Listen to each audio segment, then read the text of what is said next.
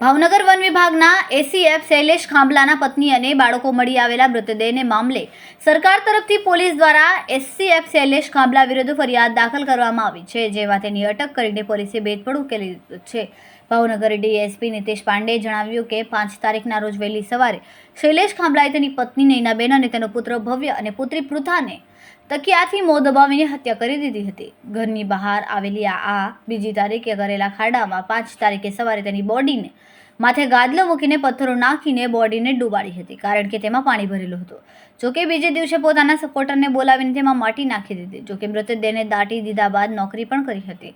ત્યારે 7 તારીખના રોજ પોતાની પત્ની અને બાળકો મિસિંગ હોવાની જાણવા જોગ પોલીસે ફરિયાદ લીધા બાદ સીસીટીવી અને વન વિભાગના કાર્ટેસના સિક્યુરિટીના સાથે વાર્તાલાપ પછી ઘરની નજીક ખાડો ખોદાયો હોવાની બાતમીના આધારે પોલીસને શંકા પડી હતી। પોલીસે હાલ શૈલેષ ખાંભલાને અટકાયત કરીને પ્રાથમિક તેને હત્યા કરી હોવાની કબૂલાત આપી છે। જોકે પોલીસે પણ ગુમરાહ કરવાની કોશિશ કરી હોય અને બાળકોની હત્યા પાછળનું કારણ ગળા નીચે ઉતરતું નહીં હોવાથી પોલીસનું કહેવું છે કે જો શૈલેષ ખાંભલાએ હત્યા પાછળ ઘર કંકાસવાનું પ્રાથમિક તારણ કબૂલ્યું છે, પરંતુ પોલીસ હજુ પૂછતાછ કરશે તેમ ડીએસપીએ જણાવ્યું હતું। કેમેરામેન નીલોફર સાથે રિપોર્ટર ફિરોઝ મલેક, ભાવનગર। માં જે ટ્રિપલ મર્ડરનો જે કેસ હતો એમાં કાલે સાંજે જે છે ભરતનગર પોલીસ સ્ટેશનમાં એક સરકાર તરફે ફરિયાદ બીએનએસની કલમ 103, 238, 240 મુજબ કરવામાં આવેલ છે।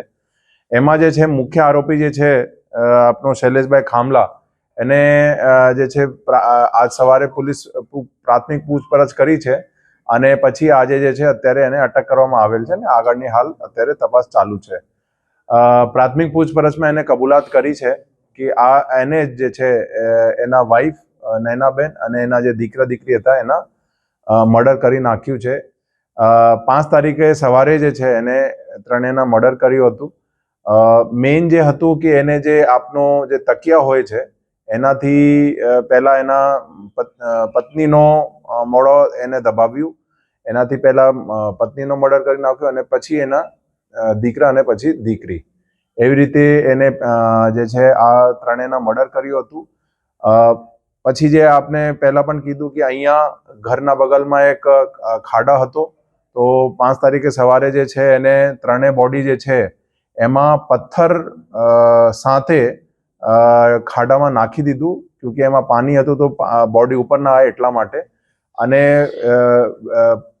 જે બોડીને વ્યવસ્થિત હાઇડ કરવા માટે જે છે એના ઉપર એક ડોર અને જે આપનું ગાદલા હોય છે એ પણ એના ઉપર નાખી દીધું હતું।